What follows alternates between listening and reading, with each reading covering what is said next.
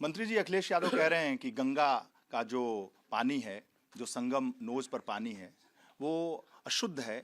अगर आचमन लायक है, स्नान लायक है, तो भारतीय जनता पार्टी वाले पहले ये सब करें, तब हम मानेंगे कि वो शुद्ध है।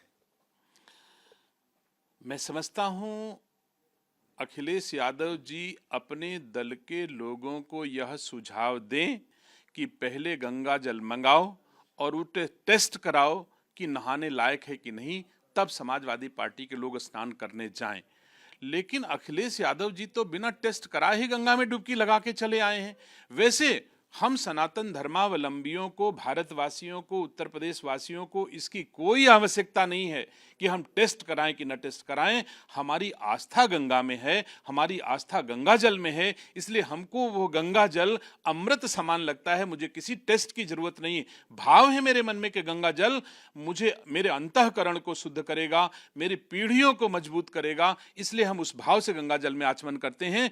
हम किसी लैब की टेस्ट की आवश्यकता नहीं समझते हैं गंगा जल के लिए। आखिर ये जो कुंभ पे लगातार बयान दे रहे हैं, क्यों ऐसा कर रहे हैं? ये राजनीति से प्रेरित व्यक्ति हैं जिन्होंने कहा कि गंगा जल को टैंकर से लोगों के यहाँ भिजवाना चाहिए।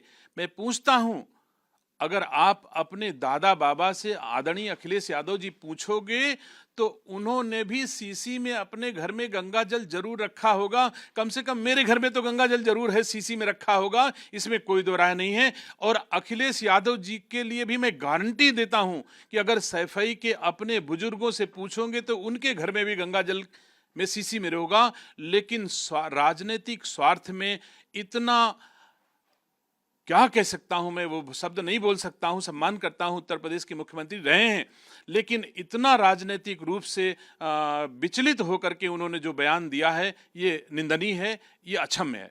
रायबरेली में राहुल गांधी कह रहे हैं कि मायावती बी टीम है भाजपा की, अगर वो हमारे साथ होती तो 24 में हम मोदी का सफाया कर देते, लेकिन वो मिली हुई हैं। देखिए, थोड़े दिन पहले कांग्रेस के नेता उदित राज का बयान आया कि मायावती जी का गला घोंट दिया जाना चाहिए।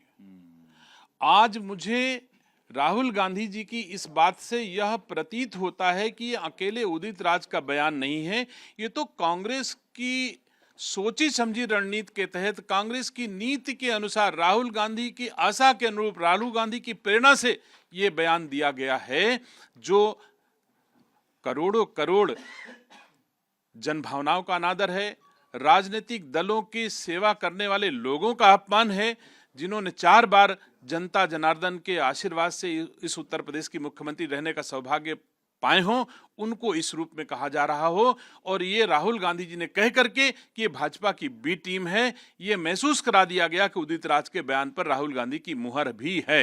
आखिर किस मानसिकता से बात कर रहे हैं राहुल गांधी? राहुल गांधी, मैं कह सकता हूं कि एक दिग्भ्रमित व्यक्तित्व है, दिशा विहीन व्यक्ति हैं।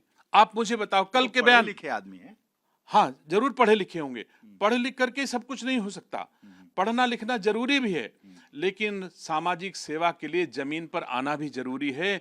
आप मुझे बताओ, राहुल गांधी जी कहते हैं, कल रायबरेली में संविधान की किताब उठाते हैं और कहते हैं जो हजारों साल पहले दलितों के साथ मारपीट हुई, हजारों साल पहले तो संविधान लिखे नहीं गया। तो ये तो राहुल गांधी से पूछो, फिर पढ़ लिख करके ये बात क्यों समझ में नहीं आई राहुल गांधी जी की? आप नेता हैं, आप कहते हो राहुल गांधी जी पढ़े लिखे हैं, तो अगर संविधान पढ़े लिख लिए होते तो पता चल जाता कि हजारों साल पहले संविधान बना है, या कुछ 50, 60, 70, 75 साल पहले ही संविधान बना है, हजारों साल पहले तो नहीं संविधान बना। लेकिन राहुल गांधी जी भूल गए होंगे। मैं कुछ नहीं कह सकता हूं, भगवान राहुल गांधी को सद्बुद्धि दे। राहुल गांधी कहते हैं लोग यूनिवर्सिटी जाते हैं, रोजगार नहीं मिलता। हुजूर, आप ये भी तो देखो, राहुल गांधी जी कल का बयान है, कहते हैं लोग विश्वविद्यालय जाते हैं, रोजगार नहीं मिलता। जिस राहुल गांधी को विश्वविद्यालय में पढ़ने के बाद ये पता ना हो कि विश्वविद्यालय में रोजगार मिलता है या शिक्षा मिलती है, जिस राहुल गांधी को रायबरेली की संसदीय सीट, जिसमें वो स्वयं सांसद है और उनकी पीढ़ियां सांसद रह चुकी हैं, वहां पर कहते हैं यहां आदिवासी नहीं दिखाई देता है, तो जो उनको यही पता नहीं कि रायबरेली में आदिवासी हैं भी कि नहीं है, और वो कहते हैं साहब यहां तो आदिवासी नहीं दिखाई देता। विपक्ष के नेता हैं भाई। तो मैं नहीं समझता कि विपक्ष के नेता को इस रूप में जनता देख पाएगी। ये सबसे खराब क्षण हमारे देश के लिए है कि एक ऐसे सिरफिरे नेता को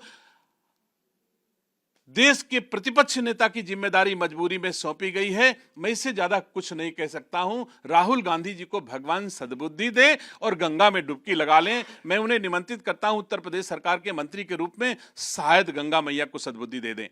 हाथरस पे जो न्यायिक आयोग का गठन हुआ था उसकी रिपोर्ट आई है, उसमें भोले बाबा को निर्दोष साबित किया गया है, उन्हें क्लीन चिट दिया गया है और आयोजकों को, पुलिस वालों को दोषी करा।